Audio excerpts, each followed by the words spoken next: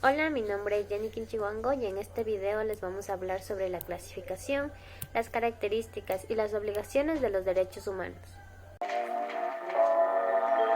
La clasificación de los derechos humanos tiene su origen dentro del contexto de la Guerra Fría después del año de 1948, ya que después de este año la mayoría de países de América como Estados Unidos, México, Canadá, Alaska, Turquía, entre otros, adoptaron las ideas capitalistas, mientras que los países como Rusia, China, Mongolia adoptaron las ideas comunistas y socialistas.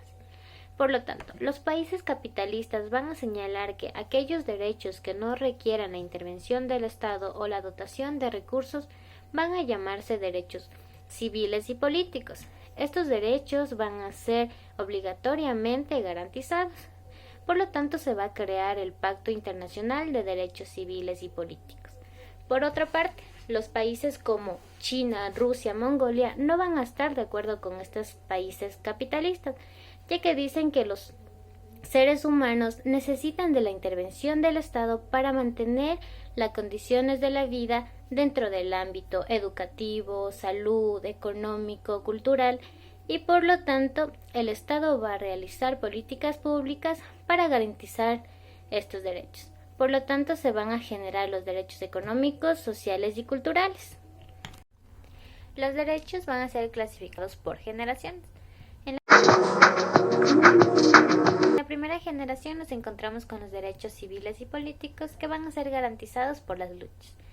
Como segunda generación tenemos los derechos económicos, sociales y culturales que básicamente buscan la lucha de la educación, la salud, la economía, entre otros. Como tercera generación tenemos los derechos colectivos que buscan la identidad y el reconocimiento de los pueblos. Y finalmente tenemos la cuarta generación, que son los derechos de solidaridad, que buscan la paz y el matrimonio igualitario. Hay que tener en cuenta que ningún derecho es superior a otro. Dentro del Ecuador, la clasificación de los derechos es la siguiente: los derechos del buen vivir, de participación, de protección, de libertades, derechos de la naturaleza, derechos de atención a grupos prioritarios, derechos de nacionalidades y comunidades.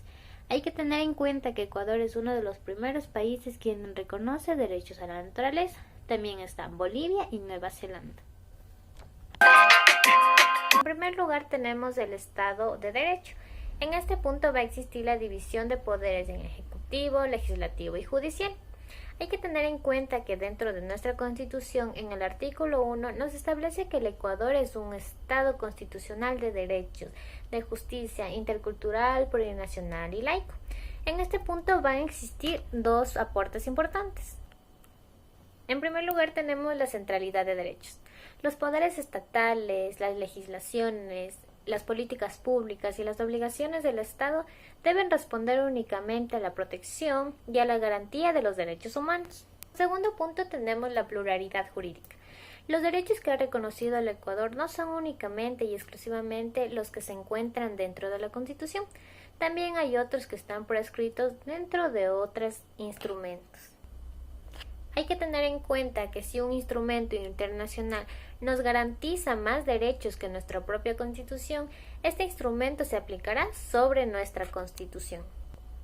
Como segunda característica tenemos la universalidad. Aquí nos establece que nadie puede ser discriminado en condiciones de identidad o personales. Hay que tener en cuenta que todas las personas somos iguales en dignidad de derechos. Como tercera característica tenemos la transnacionalidad. Aquí nos dice que los derechos van a ser iguales en todos los países. Progresividad. Aquí nos dice que el margen de protección de los derechos debe ampliarse en el tiempo. No se puede regresar a un nivel menor de protección de un derecho. Para finalizar tenemos las obligaciones del Estado frente a los derechos humanos. Las obligaciones que tiene que cumplir el Estado se encuentra establecido en el artículo 3 de nuestra Constitución, en el cual nos establece que el Estado debe garantizar sin distinción alguna los derechos que están escritos dentro de la Constitución y los instrumentos internacionales, en particular la salud y la educación de los habitantes.